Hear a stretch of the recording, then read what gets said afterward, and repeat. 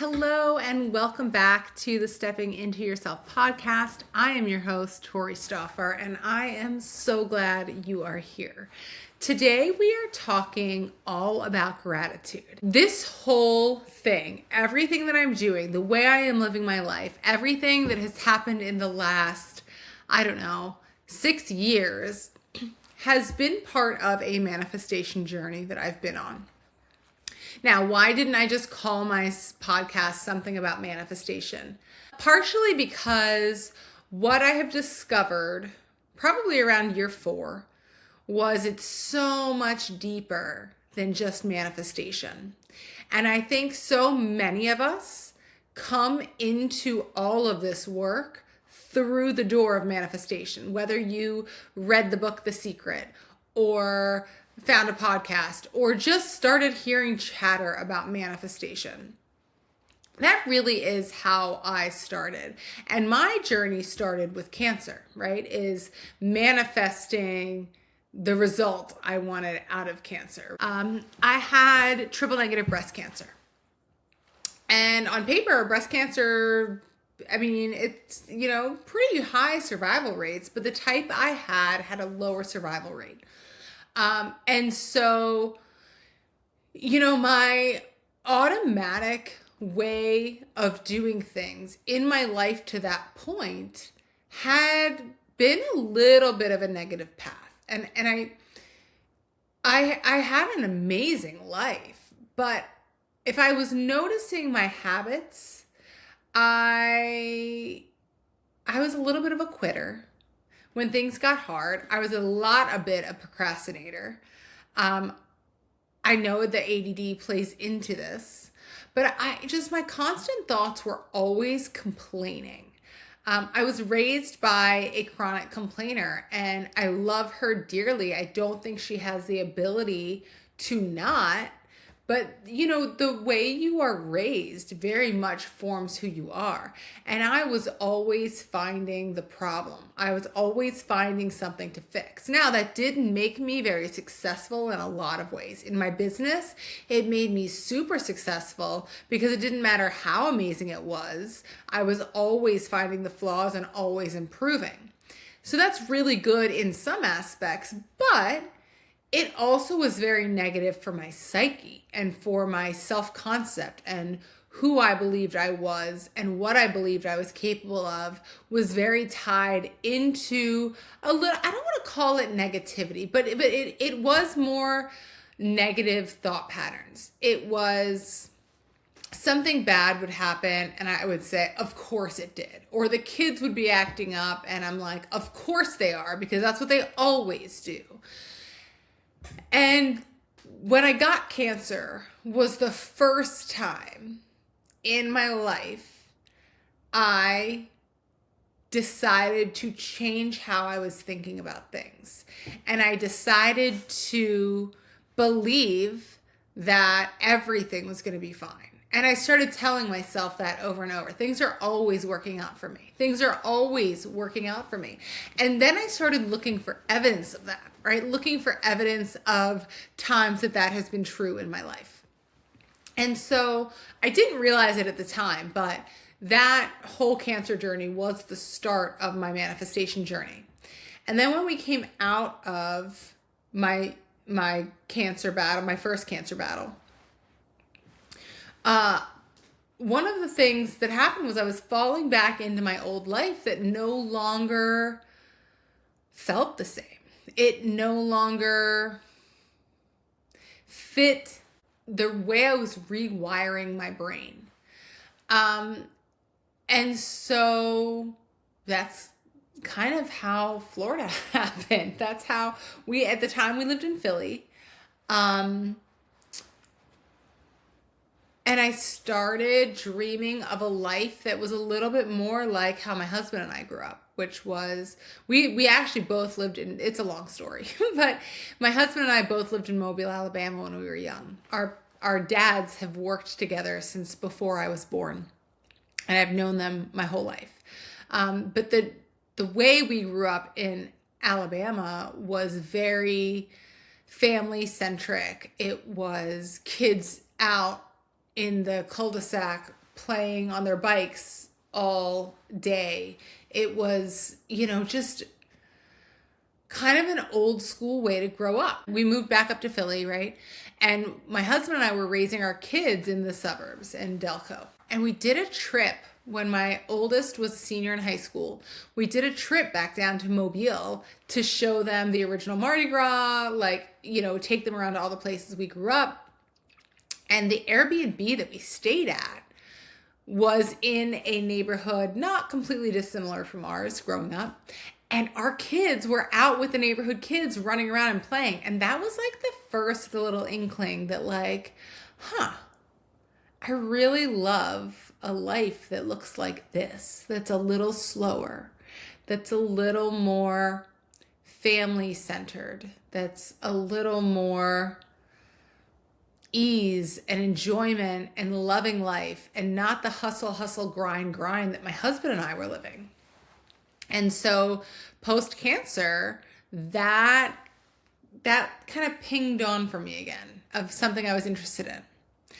And so I really started actively manifesting that life. And I wasn't specifically looking for a location at that point. And then one day out of the blue, my husband said, "Hey, I got a call about a job in Jacksonville. Are you interested?" And I was like, it was interesting. So we came down. I actually went to college in St. Augustine. My best friend, who has been my best friend since high school, we moved down to St. Augustine together when we were in college. She still lives down here. So we came down and decided we could do it. And hurdles and things like this, ups and downs of the process, but we wound up here. And it was literally the first big thing I manifested. Well, beating cancer was probably the first one, if we're being real. But that was what opened my eyes to the power of this. And for me, for my first, I'd say 2 solid years of my manifestation work, it was very much tied around gratitude. And here's why. It comes back to that brain piece of how your brain is operating. And if you are a person, and you can probably identify the different people in your life that I'm going to describe right now. There are people in your life that are hopelessly optimistic. They are always expecting the best. And those people tend to have a lot of luck. A lot of opportunities land in their lap. They're introduced to the right people at the right time. Things just are always good. They're always going right for these people. And then there's people who are a little bit more on the negative side, that even when something good happens, they're like, well, yes, but...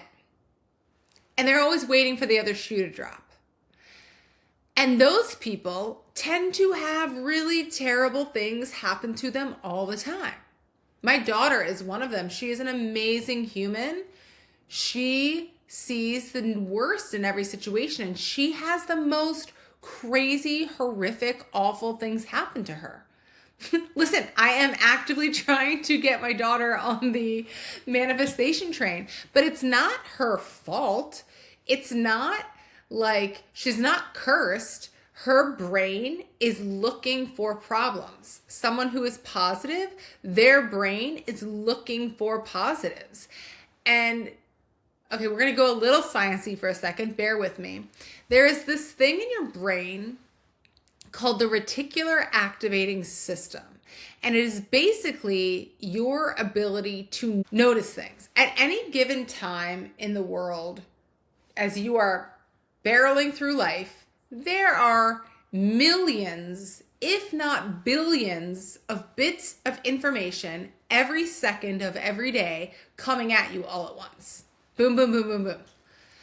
You can only pick up on 30 to 50, right? If you think about it, if you're driving down the road right now, there's so much there. You're probably seeing the signs, you're seeing the cars, you're seeing the buildings, right? But you probably max out around 30 to 50 things you can actually take in. The thing with the reticular activating system is it can change, right? Like you can choose what you are paying attention to. Here's an example. I recently got a new car. Well, it's like almost a year now, so not so recent. But I had my Honda Odyssey minivan for 13 years. And I went to go get a new car, and we looked for months and months and months, and I finally decided I fell in love with this Lexus SUV, the TX. And when I went to see it the first time, I had never actually seen that particular Lexus SUV before. I had seen the smaller one and I had seen the bigger one, but the one that I was looking at, I had never seen before on the road. I will tell you what, I see that thing everywhere now. It wasn't like it was a new car that year. So is it that it didn't exist? I was the first person in the Jacksonville area to buy one, and then everybody else got one too? No. My reticular activating system kicked on and said, oh, we know this car now. We pay attention to this car now. And I see them all over the place. Your brain works the same for all of it. So if you are going through life and you're like negative, you are only going to see the negative experiences, the negative opportunities, the negative in everything.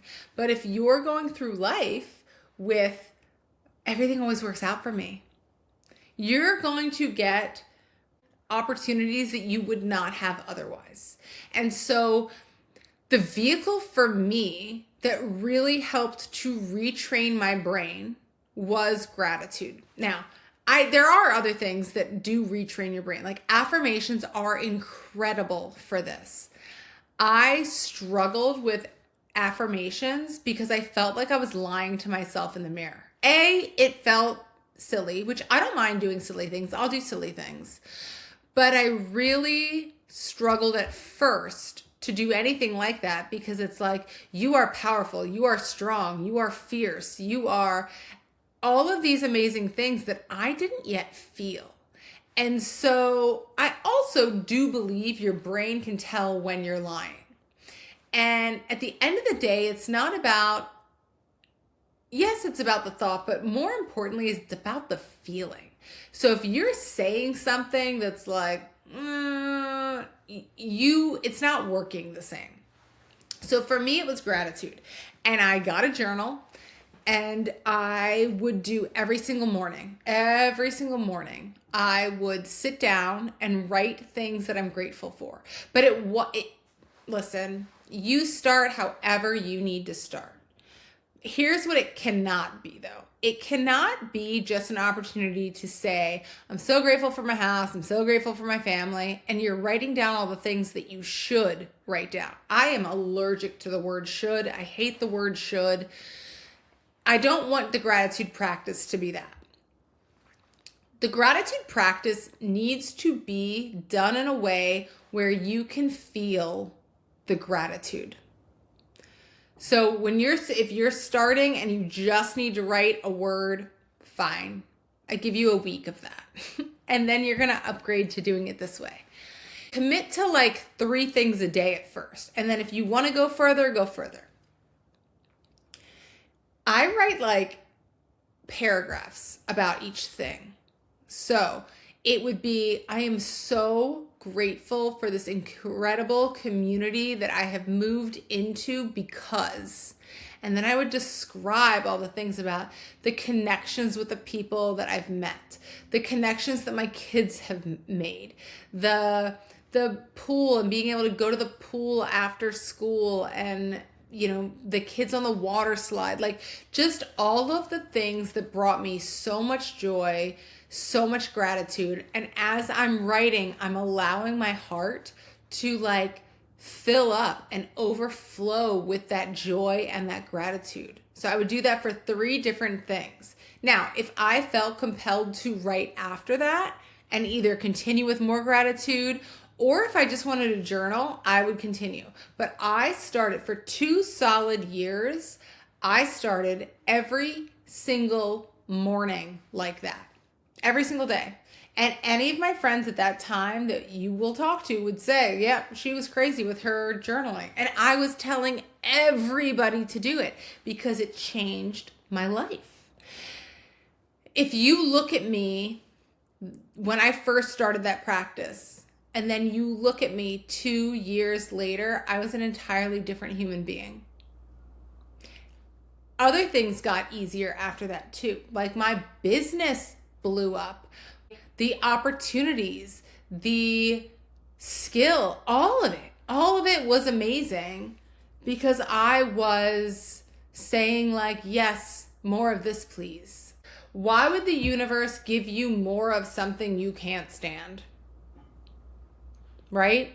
So for me, that gratitude practice was the very first thing for me in really going down this path.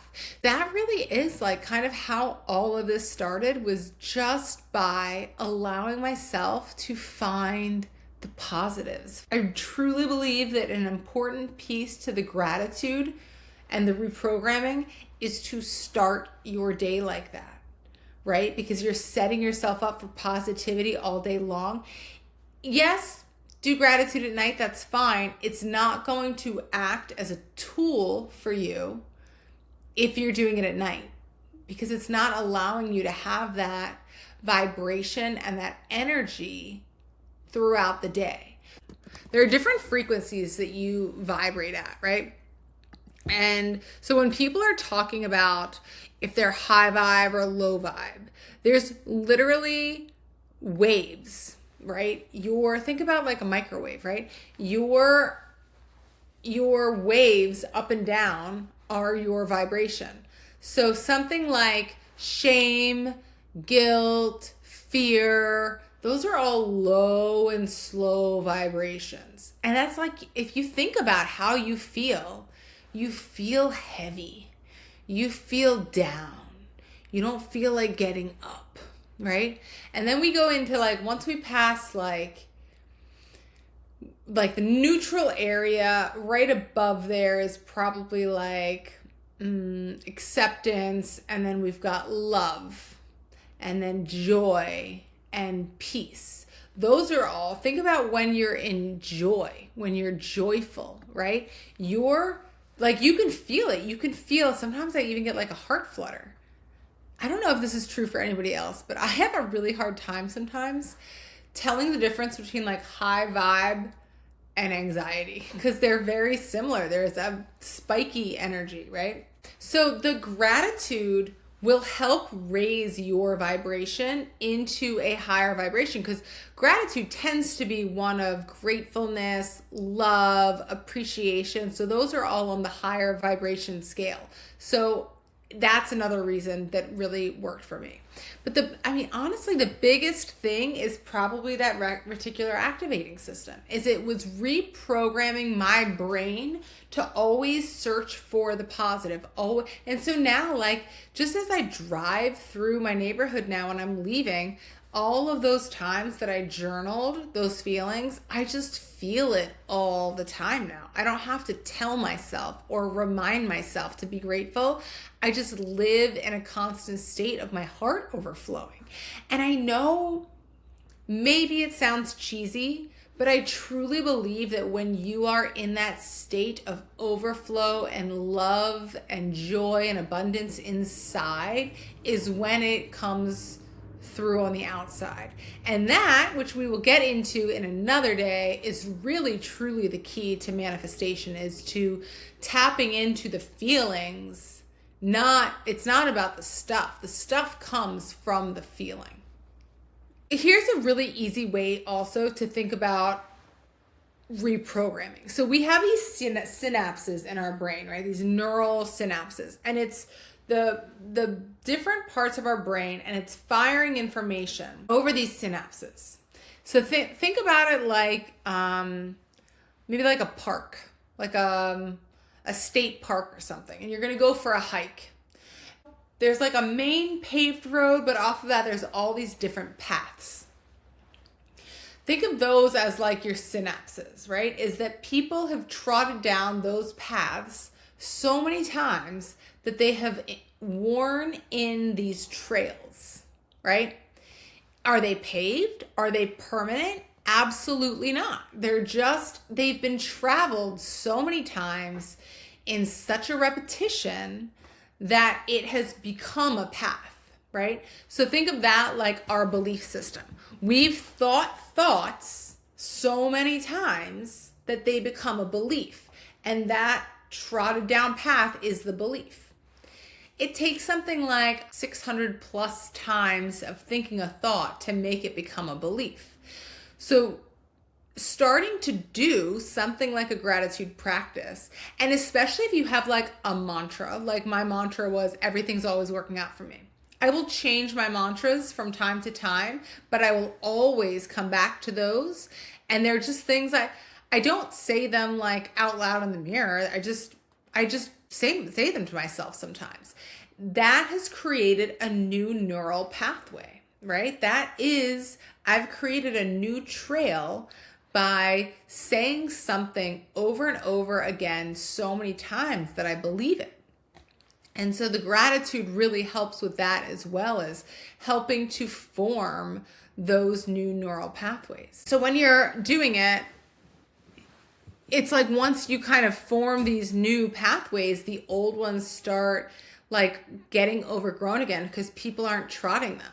One of the things I think Taylor was talking about it in her episode was how she would in her journal write her beliefs that were not serving her. Some people call them limiting beliefs or blocks or anything like that, but write a belief that is not a belief that's helping you and reframe it, right? And start saying that. And the reason we do that is for the same purpose, is to erase those old neural pathways in preference of creating these new ones. So that really is if you are looking to take the next step, whether you've discovered manifestation before, whether you're new to it, whatever, this is true. If you're new, even if you're not, if you've never done gratitude work, I really urge you to do it in this way.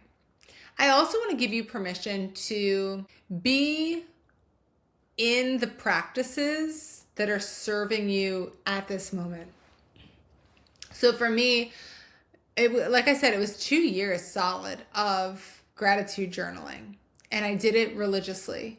I don't do it very often. In fact, I don't journal much anymore. It doesn't do for me what it used to, because I live it every day now. I don't need the journal. I just live my life, and I journaled enough and did enough of that work that it's just ingrained in me, and it's just who I am now. I move different. And I don't say this to be full of myself, but opportunities come at me all the time because I expect them.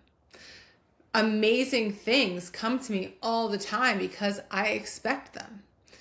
And it really is an art form of learning how to do it. So I really thank you for being here with me today. I'm looking forward to diving in more.